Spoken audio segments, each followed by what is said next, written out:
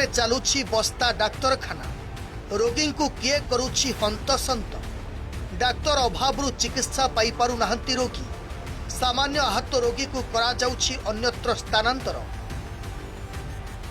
बालेश्वर प्रमुख स्वास्थ्य केन्द्र बस्ता गोष्ठी स्वास्थ्य केन्द्र एही डाक्तरखाना उपरे बस्ता समेत बालियापाल जलेश्वर सदर ब्लॉक सह मयूरभंज जिलार रासगोविंदपुर और बैसिंगा ब्लॉक निर्भर करती।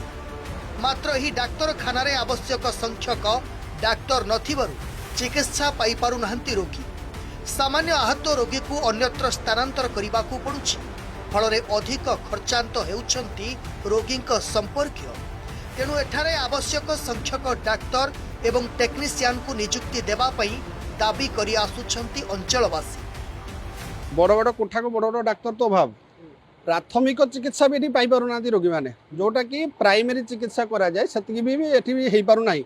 जो डॉक्टर अच्छा 2 घंटा भी करूना केतबेले आसुछंती केतबेले जाउछंती रोगी विषय जानि पार ना। तेणु एत बड़ कोठा थाई एत बड़ भित्तिभूमि थाई कौन सफल पाई पार ना रोगी मैंने प्रत्येक दिन एठू घूरिकी जाउछंती बालेश्वर अधा बाटर मृत्युवरण करछंती। मुख्यतः व्यवहार मानकर ठीक नाही तापरे जो प्रेस्क्रिप्शन करि सारला परे जो मेडिसिन दउछन को गरीब निहा लोक आछंती कि पाठ पढिछंती कि पाठ पढि नाहंती। तेणु जो मेडिसिन दउछंती तो लिखित आकार दबा दरकार ना कि माँ माने जानि पारिबा।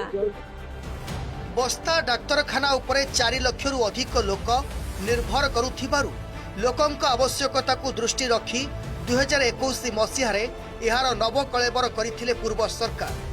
50 शज्या विशिष्ट डाक्तरखाना को 100 शज्या परिवर्तन करथिले। एथिपई विशाल कोठा निर्माण करा जाइछि। समस्त प्रकार विभाग खोला जाइछि। आवश्यक जंत्रपाति मध्य मौजूद रखा जाइछि। हेले एहाकु व्यवहार करिबा पई नाहंती विशेषज्ञ नाहंती डाक्तर किंबा टेक्नीशियन। बस्ता डाक्तरखाना रे 13 जन डाक्तर आवश्यक थिबा बेले रहुछंती मात्र 6 जन डाक्तर। सेमानंक मध्यरु मेडिकल ऑफिस रो दायित्व बहन करुथिबारु अधिकांश समय ऑफिस कार्य रे व्यस्त डाक्तर। 4 मास 5 मास गरन एथि पई हम आंदोलन करजु जेठी किछि सुविधा नाही। 15 वर्ष तले एठी सिजरिंग होतिला छोट मोट ऑपरेशन होतिला सब विभाग रो डाक्तर थिले एबे किछि नाही टिके टिके कथा रेफर तार उत्तर भी माने दउ नाहती।